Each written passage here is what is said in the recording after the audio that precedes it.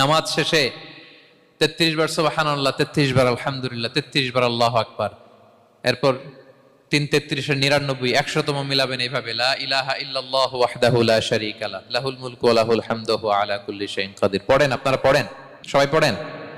বিষ্ণু বলেন, নামাজের পরে যদি 33 বার সুবহানাল্লাহ, 33 বার আলহামদুলিল্লাহ, 33 বার আল্লাহু আকবার, এরপরে 100তম বার লা ইলাহা কেউ পড়ে, তার যদি সাগরের ফেনা পরিমাণ গুনাহ থাকে, আল্লাহ তাআলা তার সব গুনাহ মাফ করে দেয়।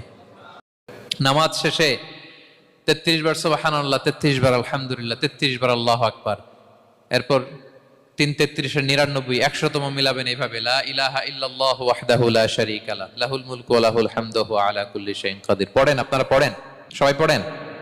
বিষ্ণু বলেন, নামাজের পরে যদি 33 বার সুবহানাল্লাহ, 33 বার আলহামদুলিল্লাহ, 33 বার আল্লাহু আকবার, এরপরে 100তম বার লা ইলাহা কেউ পড়ে, তার যদি সাগরের ফেনা পরিমাণ গুনাহ থাকে